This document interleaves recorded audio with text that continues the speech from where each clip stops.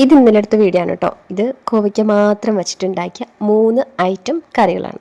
കോവയ്ക്ക മെഴുക്ക് പുരട്ടി, കോവയ്ക്ക തോരൻ, കോവയ്ക്ക കറി. ഓക്കെ, അപ്പോൾ അതൊന്ന് കാണാം. കാരണം എന്ന് വെച്ചാൽ എൻ്റെ കയ്യിൽ വേറെ ഒരു പച്ചക്കറി ഉണ്ടായിരുന്നില്ല. ഞങ്ങൾ നരിവേട്ടയ്ക്ക് പോയിട്ടുണ്ടായിരുന്നു. വേട്ട കഴിഞ്ഞ് വന്നപ്പോഴത്തേക്കും നേരെ ഒത്തിരി വൈകിണ്ടായിരുന്നു. അപ്പോൾ അത് കാരണം കടകളൊന്നും ഉണ്ടായിരുന്നില്ല. അപ്പോൾ ഇന്നലെ നോക്കിയപ്പോൾ എൻ്റെ കയ്യിലാകെ ഉണ്ടായിരുന്ന കോവയ്ക്ക മാത്രം. അപ്പോൾ ഈ വീഡിയോ എൻ്റെ ചെയ്യേണ്ട അമ്മ കാണുകയാണെങ്കിൽ അമ്മ ചിന്തിക്കും, എൻ്റെ മുന്നോന് ഇവളിത് എന്താ ഉണ്ടാക്കി കൊടുക്കുന്നതെന്ന്. പക്ഷേ സത്യം പറയാമല്ലോ അമ്മേ, ഭയങ്കര ടേസ്റ്റായിരുന്നു. ഒരു ദിവസം അച്ഛനുണ്ടാക്കി കൊടുക്കാം, സൂപ്പറായിരിക്കും.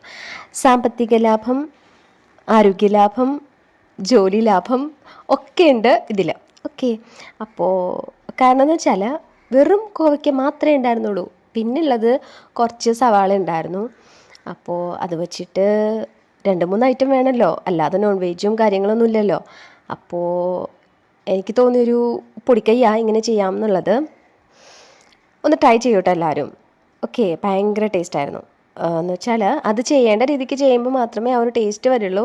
എങ്ങനെയും കാട്ടിക്കൂട്ടി വെച്ച് കഴിഞ്ഞാൽ ചിലപ്പോൾ എല്ലാം ഒറ്റ ഐറ്റം അല്ലേ, അപ്പോൾ അത് കാരണം ടേസ്റ്റ് ഒരുപോലെയൊക്കെ ഉണ്ടാവും. പക്ഷേ ചെയ്യേണ്ട രീതിക്ക് ചെയ്തെടുത്താൽ 3നും വെറൈറ്റി ടേസ്റ്റ് ആയിരിക്കും.